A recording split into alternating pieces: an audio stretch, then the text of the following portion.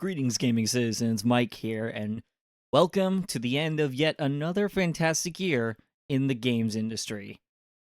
Without considering all the bad stuff that happened, because holy crap, we had a lot of layoffs and controversy this year.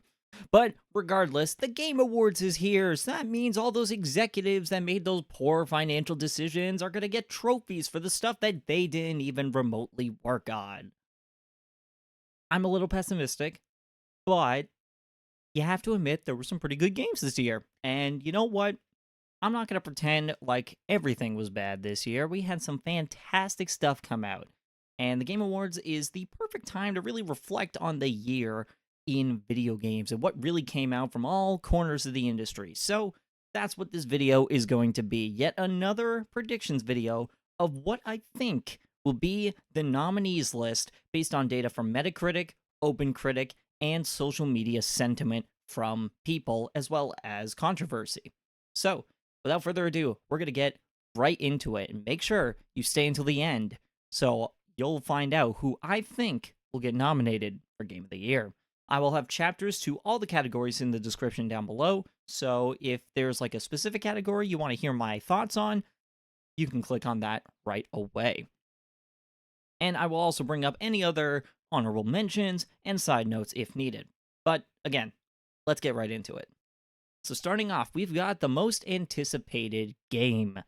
There's quite a few games that we're looking forward to in 2025, and this one was pretty easy. So for most anticipated game, we have Monster Hunter Wilds, GTA 6, Death Stranding 2, Pokemon Legends ZA, and Metroid Prime 4 Beyond. Honorable mention goes to OD as well, because I feel like if it's not Death Stranding 2, it's gonna be OD, because Jeff Keighley is best friends with Hideo Kojima, so I figured it was only natural that he would try to throw that in somehow.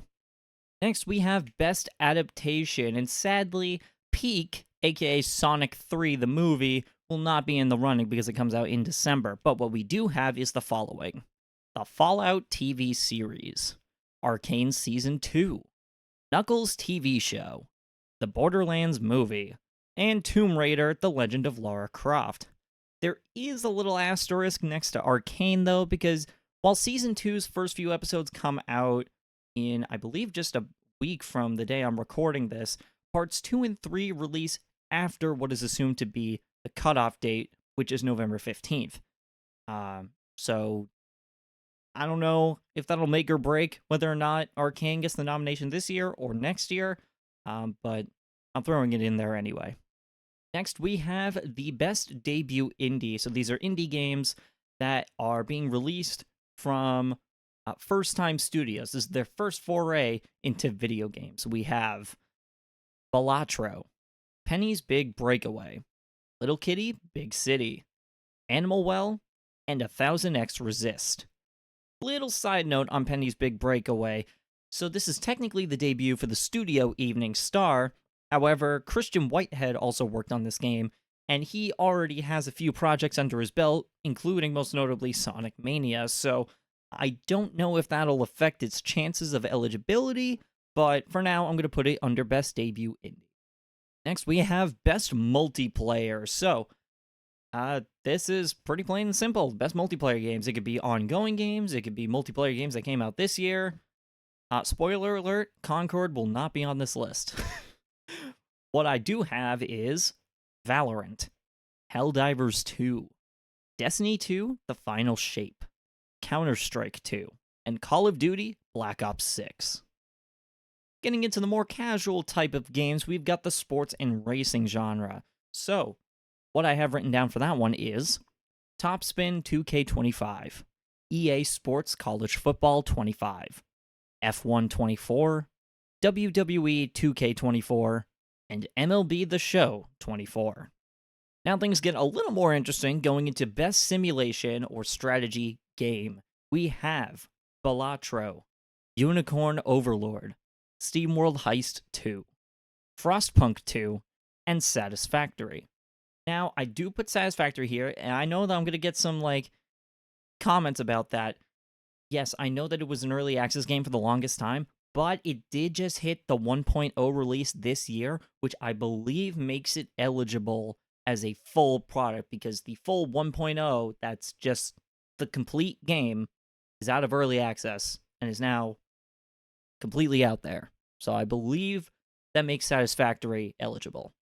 Next, we have the Nintendo category, also known as Best Family Game. So it's looking pretty stacked here. We've got Princess Peach Showtime, Mario and Luigi Brothership, Paper Mario The Thousand Year Door, Super Mario Party Jamboree, and Epic Mickey Rebrushed.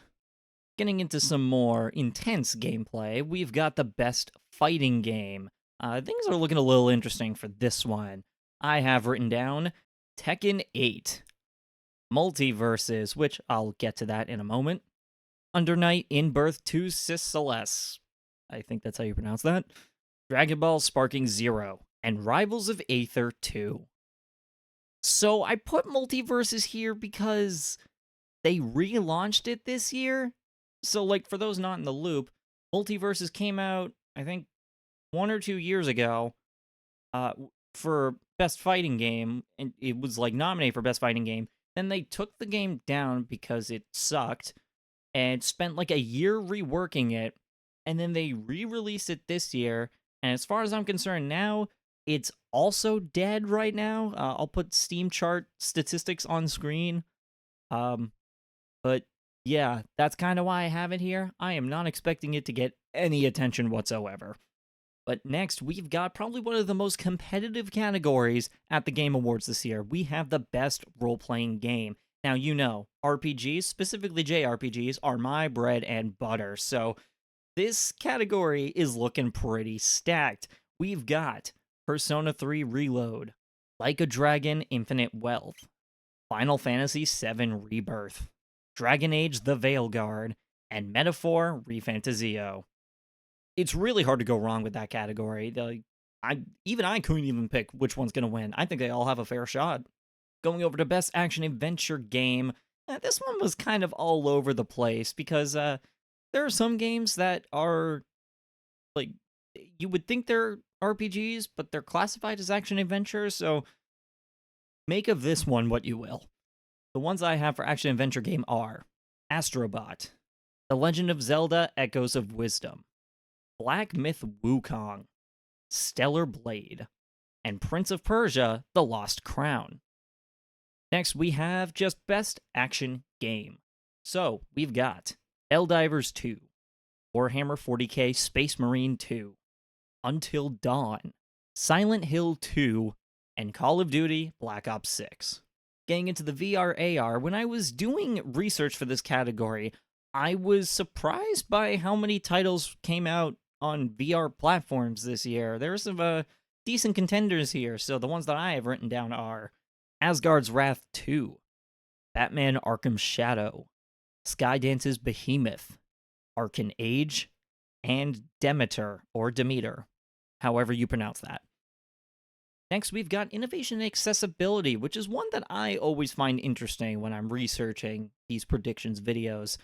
So I use a website called caniplaythat.com, which is a site that reviews games' accessibility features. So people with visual impairments, mobility issues, or otherwise can't really just sit down, play a game with their hands and look at this. People with, like, visual and physical ailments that are otherwise unable to play a game for whichever reason. So the ones that I have for innovation and accessibility are The Last of Us Part 2 Remastered, Tales of Kenzera Zao, Tekken 8, Satisfactory, The Thaumaturge, and Stellar Blade. Next, we have Best Community Support, and this is probably going to be the least surprising category because we've got a lot of the usual suspects. We have Final Fantasy XIV, Helldivers 2, Destiny 2 The Final Shape, Elden Ring, and No Man's Sky. And then kind of going into the not necessarily surprising, but just kind of whatever category for me, at least in my opinion, we have the Best Mobile Game. So we've got Zenless Zone Zero, X Asterisk, Call of Duty Warzone Mobile, Pokemon Trading Card Game Pocket, and AFK Arena. If I were to hazard a guess, if you want like a really easy way to win a bet on the Game Awards, just vote for the Hoyoverse game. It will almost definitely win. Getting into Best Indie, there were a ton of good indies this year, as there have been for the past few years, but it was difficult to bring it down to 5. However, the 5 games that I do have for it are the following: Balatro, The Plucky Squire, Animal Well, Eva, and Lorelei and the Laser Eyes. For Best Ongoing Game, again, a lot of the usual suspects. We'll just get into it. We've got Final Fantasy XIV, Fortnite, Destiny 2, Honkai Star Rail, and Elden Ring. Again, if you want to win a bet for Best Ongoing Game, in case you're putting money on the table for this, vote for Final Fantasy XIV. It usually wins either that or Best Community Support, or maybe both. I don't know. I mean, Honkai fans are also crazy, so you never really know. But you have good odds. Next, we have Games for Impact, or as Twitter likes to call it, the woke games category. Regardless of your opinion on it, there are quite a lot of games that pushed a pro-social message this year, so we've got quite a few honorable mentions, but I'll get to those in a moment. The ones I have on deck to be nominated are 1000X Resist, Open Roads, Tales of Kenzera Zhao, Eva, Life is Strange Double Exposure, and Indica. However, we also have just another category's worth of honorable mentions because there were so dang many. We have Thank Goodness You're Here, Another Crab's Treasure, with game sales partially being donated to ocean cleanup efforts, Until Then, Vampire Therapist, Creatures of Ava, and Shim, or Skim. I don't know how to pronounce that one either. Now, going over to Best Performance. This one was a little interesting to look into. We have Melina Juergens for Hellblade 2, Matt Mercer as Vincent Valentine in Final Fantasy VII Rebirth, Chris Parson as Bryce in Like a Dragon Infinite Wealth, Kristen Atherton as Hulkenberg in Metaphor Refantasio, and Alex Lee as Makoto/Ryoji in Persona 3 Reload. But as an honorable mention, I also have Joseph Tweedale, who played Lewis in Metaphor Refantasio. Speaking of voice and sounds, we have Best Audio Design. The ones I have for this one are Silent Hill 2, Call of Duty Black Ops 6, Metaphor Refantasio, Like a Dragon Infinite Wealth, and Animal Well. Once more diving into audio and sounds and things, we have the Best Score and Music. This one is also incredibly interesting. We have Final Fantasy VII Rebirth, Metaphor Refantasio, Like a Dragon Infinite Wealth, Dragon Age The Veilguard, and Spin Rhythm XD. Next, we've got Best Art Direction. So this could just be the best looking game or whatever is the most hyper-realistic. For our Best Art Direction, we have Final Fantasy VII Rebirth, Persona 3 Reload, Astro Bot, Black Myth Wukong, and Metaphor Refantasio.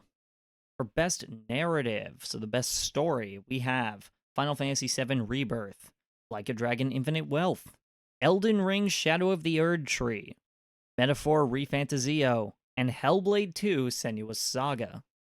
Getting into the big ticket items, we've got Best Game Direction, so the most innovation in game direction. At least that's how they phrase it.